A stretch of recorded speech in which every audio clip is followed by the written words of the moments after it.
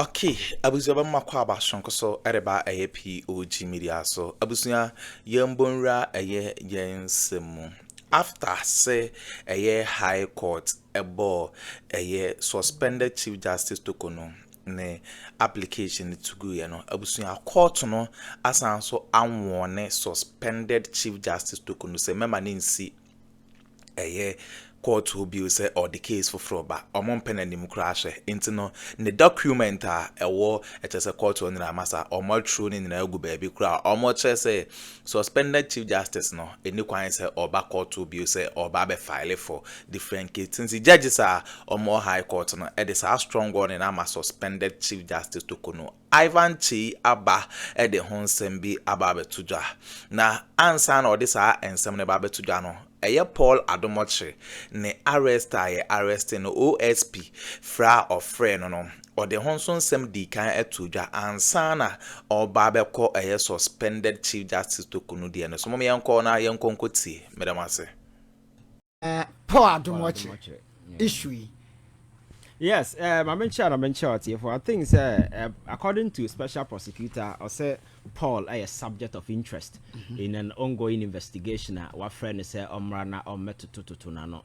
And I think as a law enforcement agency no or Kwenya say ubia nyuma bia koswa nkwaye bia no or Kwenya so obefrewo. But metena na megeji saa nneema na akoso nyina na Obia and deny said there has been some kind of existing rift between these two individuals. So at the personal level, they have something you can describe as a beef, So you may have a legitimate case against him. In this regard, now one you're careful. Now one activate or professional mood. Now you go on the personal line. One say you blur the line between doing a professional job and then personal attack and so forth. And I think that is where Kisia Jaben need to be very careful and watch that and walk that particular line very carefully. In the first place, I think that when the invitation came, yes, Paul Adomoche ne crew for trial letter commands a day no more no ebia na convenient for him. Immediately the special prosecutor issued a statement on TSC Omra Sadana, whatever, it's understandable. Then the guy comes in. Yes, bail condition na the man no own to me meet, but my major concern has to do with the landing property in the person's name. No, it's quite unusual. So Abakachi will be say unprovided landed property in his name. And son of man the bail. There is no mrai Ghana has said by force will be what landed property. It is a nip landed property. What happens? What are some American? Yeah, because the assumption is that say yamao obema baila. What the name of baby see our and this a midania. When because Nipana woman bill, so one the Diaba no Jan or the Cratan as if for but 1 hour 1 channel, so mammy Bela, Nasa Nipanu Jania, and Cratan as a forum is available. I bet me for Waji. And it's quite unusual. So Bacassa, Nipana, Yachino or no, it's a wound to me or mochini. Other people came in to bail you. So very often, are more entertaining personal, we are bail you. Sabaya said, we fuma Nipa no exactly because we nipa ni yifum the bibia yifum ko dan no kwane si ona nkrata ni wa beda kwa koton ne na se for no. So very often that is why the lawyers na very much concerned I can wasem say why landed property and no so ko bie na no say only landed property we na dan na isi wo no na ma me dan. So that tells you say Akroma no yes as obia de Ghana for edi agro Paul Adomoche said dine team no enye ne dan eye ma me dan see dan enti landed property onibi and this back and forth for I'm sure say he has been granted bail finally in as for them but ade ba ko a eba be ye common and no na me ka kire attorney general say kasa no ya do so and the press conference or china say so far as the AG department here is concerned, prosecution. Yes, that is the only language. Now my press conference, or my say, who cares about your press conference? Prosecutorial power. Yes, prosecutorial power. Now, nipa no when you ready, I'm finding me jina iwe ni me we aban sisan ya na ya say press conference na wo ma Ghana for ahotoso we nka ba na akrasa nka edi birum asem de omokọ na wo be cancer ansem na nye obi na force ma be kan wo be cancer ansem ni nyina awie na wo ba back and afa ne nya new evidence ya sen eba saa Uma gidie na hotoso nipa wo mu etwe konkan Mahama aban ba ye economic front all aspect or ya de but social media now kwa manfo beef no more concern has to do with prosecution ya dan kasa dodo ne na sefo no what asem na make na say because national service issue there has been two great updates here na no ba you see new evidence ye boabo evidence na akokosi da ban na je say wunya ready aka wa no tom na tena ba bi eye ready because Ghana for that sorry na say the teacher kwadwa ko gina court wa press statement bi enu a chance ade no you don't even need to do press conference and these are some of the things people want to see you understand but this high ground na say ya chinipa no na Sebia sanka ho kran say ya chiwdu akọ yoko na ya chiwdu akọ special prosecutor ya wie no anadwo na ebinum de van abefawo na ya do kọ na ye nimba bi a wona sa nkrasesem no for me free say twam because nipa no call yoko yes fine ada okọ special prosecutor woni na wie wo pesa wo de ne kọ ba bia we are not living in a banana republic let the family and the lawyer know say your father you de ne kọ ha let somebody accompany the person na ya found na de wa shavan mu na police for basa na afa no mo so ba ho de amba na ya soso nwa na di akire na ne lawyer nra I listen to one of the lawyers or ne lawyer kra ni ba bia de ne kọ it doesn't make me for me I think that Ghana ya grow sa nkrasesem no aban sesa na sa niam we na nye we na kire say wo ye bibi no security agents and I'm happy President Mahama won some of the security agencies and say the era where soldier nina police nina mabo na mayo say and I know videos bi I hear journalist and Ghana ni interview then a soldier walk into the station where you bet no sa nkrasesem wo hu bi wo hefa sa nkrasesem we say nipa oni obi ye interview camera dano so soja ni wunim se kam na wa ye firi ne bottom sa atete nkurase na me soja ni na wo ya mabo ya metietia sa ye kotire ni amanfo wo nwura mentality no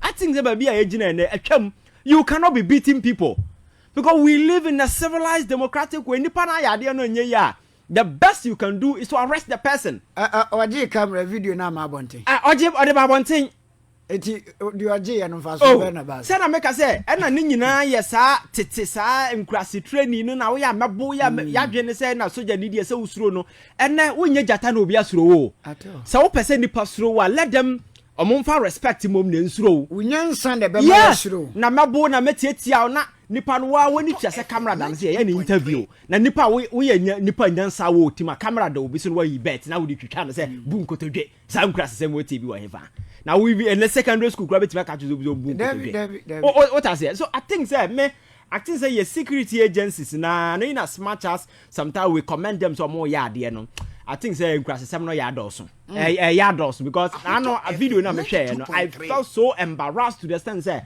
as a nipa no me so obi asem journalist no gina no ombu no te say no answer o se soja atade but these are shirt you wear with dignity last time I catch America, I some of the shops now man for delight so na soja ni atade ba. When no be a free line, thank you for your service. Thank you for your service. They respect them so much because they know say you are risking your life every day. By high soja need to be koshia obi so say mufti soja ni atade na what ne yonko the only difference between the two of them is say soja atade ni nua no ense soja atade otimi but yetimi bu obi woro no ho na aka na boxer na nkrasesem we ani wo hefa say dan ya soja for mufti enya ba ku ye si wo say nyina hini ho mpatam yes wa woro top no mo sisan woro down no wa se men hwehwe na all pa eden all right then we see and I think that we need to do a lot of reforms our this security agency the kind of and American your problem I wonder even if we do psyche evaluation here because very often nipa yes so mugu police ni soja ya political connections nkwa anti ni obi ba adwen efie tare na adwen ma so na odi police ni kra nya de keto and I say we ni as man say amanutu aka ho the last time I catch you how dangerous it is to arm a fool with gun yes nipa na moro nim nyansa da na wase atam tuo di ama no ene se ene ba bia sai o mekunyan woni ne ya obaba wasom oni oba nya ntokwa na wapomatuo woni we ya na no obi si wakofa Uber driver oni police ni o sedan and I think that price no ye no on ne kofa ba bi kwa na bia beto se na driver ne ka chen say oh e bia 50 cedi say adu 70 cedi so on ne kan e so nti awuntua say unua e kroko ya na watwe ni tuo tren want yesi wo kuma se na eno so ya de na so soja no tuo so you see this kind of thing so I think that you see let us do things right.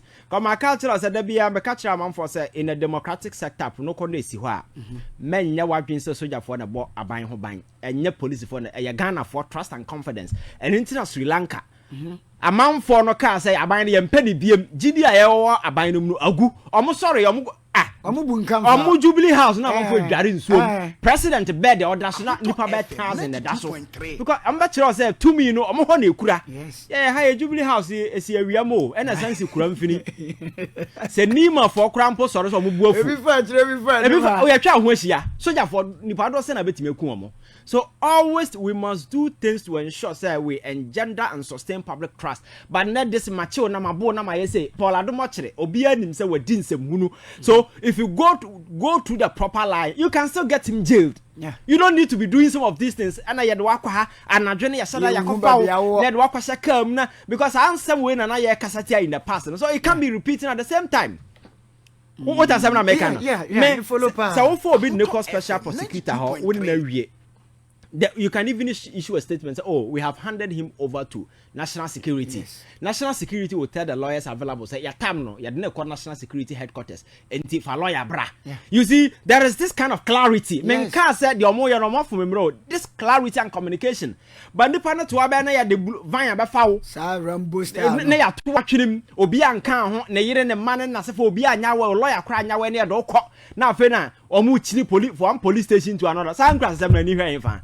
I think say be ya duri ya buru sa na ma no so. Let us use the proper procedure. Nipa no nsem na me I am always concerned about nsem na egu ho aye kan no. Yeah. And say asem no wonyina yen kan asem no. That is why the last time I make about chief justice issue say nra ordinary amane kopre a high court. Ono say asen ato na to agu biem. Oh yes ato na agu because nsem na okan nyina so obi anim. E na ordinary na court. E say court kora say akwanya na amanfo nya omode ba court no.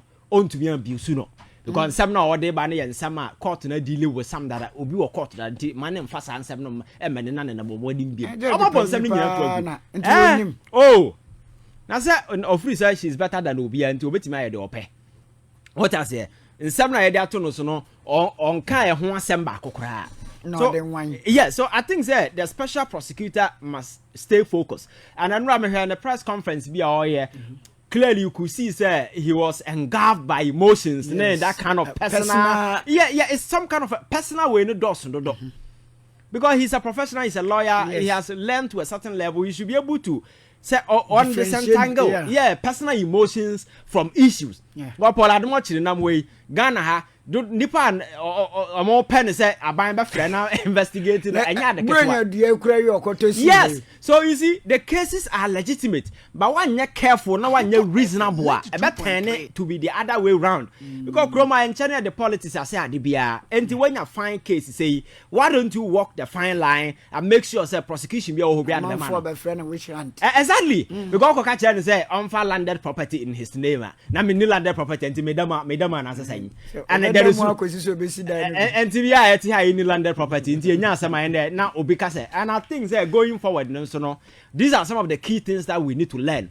I think say the discretionary power on the part of security agencies to determine bail no we have to look at it because you so china me police officer na me chewa na me hwe wanim na wudi nya me da metimi asati bail condition wunya metimi aka say bail condition wo ma me nko na betimi di aba to say your national I think we need to ideally court na say omo yes ane man nti omo ye wunti ase aba court no how available are they say we obenya some of these things and then the security agencies to do some of these things because ideally a court na ema those bail na say for no ba anadwo no court be na ye adwuma I come a bail what I say and that powers now has been given to some of these things but in recent times and I think say it's been they are abusing it.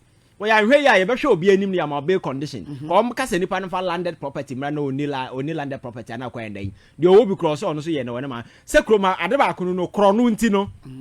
Kwa brane mfa. Oh, nya no nkwa. Omfo mudi nya property. Se kroma azam. Yes.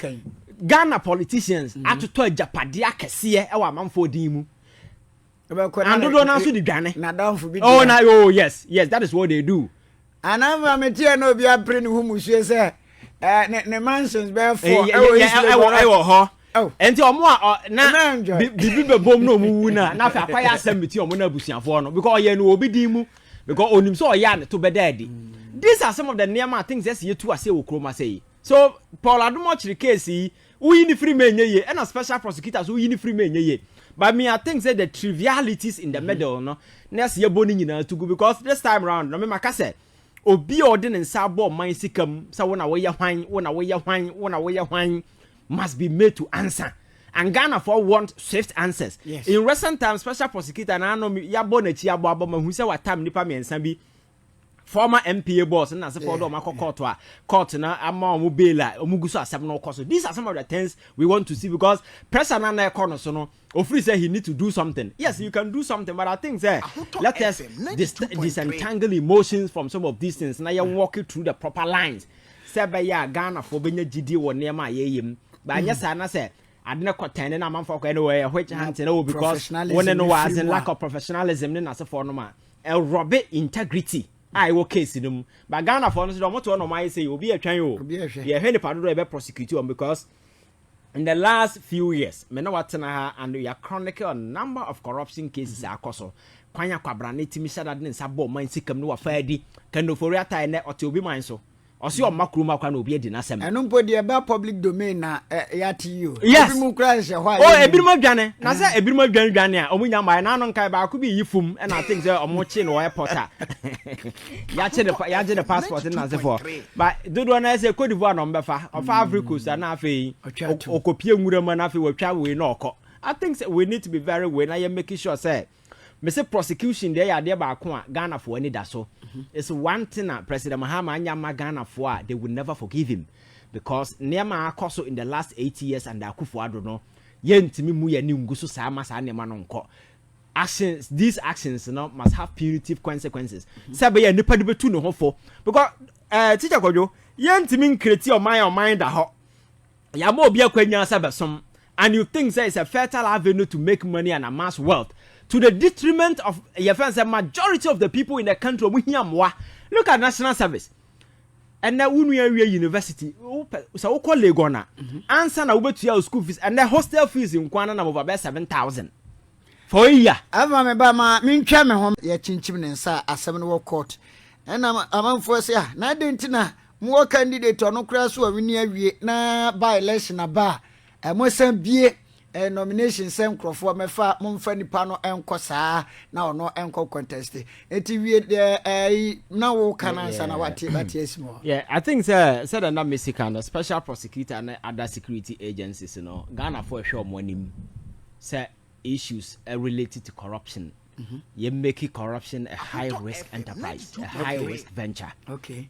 And no be a concern the only job is to service to the people of this country. Problems in as for yambo na yen solve na enye avenue ye de pay ho enti si anhyase am punish am for in this regard na ye kasa so brabram so the kasa dodo na kasa twan to say attorney general de oye ya I know the day when ba ho so no 4 years ani achiro are you aware say akakram na twa 1 year fi yes and the abaka kra na obesia akogina Ghana for no mo bisa say na omomu wi isika na say the kokoye now you are creating impressions so where you scratch my back I scratch your back because that is the conversation a lot of people but this is the time because there are clear cut evidence out there nema na cause in the home so I think that kasa do no ntwa so na yenye sa nema we and a special prosecutor na agile institutions you see young walking the fine lines in dealing with this because these are individuals so you don't need to create a scene unnecessary some of these things to make a case you understand take them to the proper procedure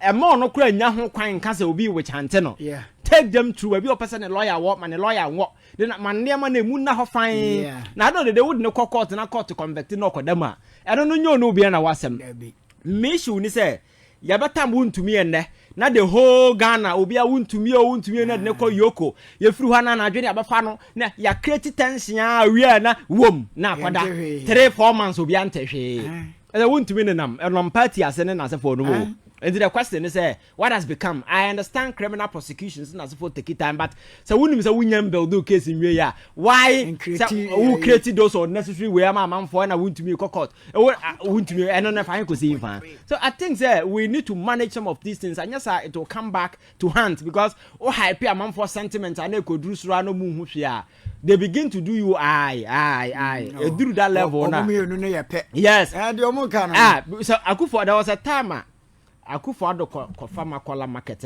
ma de omo ntoma sefom na onenam so na no emma omo ana omo ye fa ne say kaya yefoi etimi gigi susu ne na sefo aboso kan fo ye bi ba abra obekọ no oye mistake of farmer kola nka emma bebo no because of amamo bone na wabu because Ghana for betena se ahwewa na eduru ba bia na so muhu se nema nkwa na omo say ye na yenhwe na that point there is nothing that we can do be mani page watum.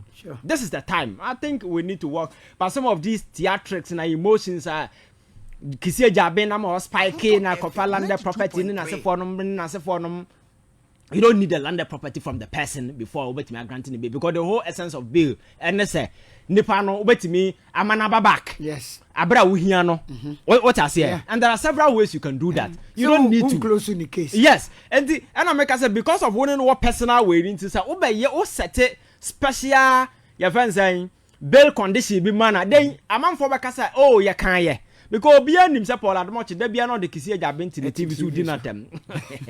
And those things are there, so I think they should find a way of managing and balancing some of these things. Akwatia, I think there's unfortunate that the gentleman has died, and it's quite sad. And I think he has expressed your condolences to the family. Going into election, I've listened to a lot of conversation. The last time your friend saying KSM interview, no crying, and say as the NDC will majority seat abusu crop parliament. So what do they need?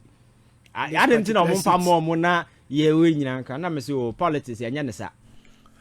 Okay, abusu awene ensema ekoso our political highway so suspended Chief Justice Torkonoo and Ivan Chi de to just court no amano warn nsema mani nsi ho bi say oba be file any case bia intino wene ensema ekoso our political highway so bada mase samoje pene kokoti sa ensem we edemai aha POG Media so medamase.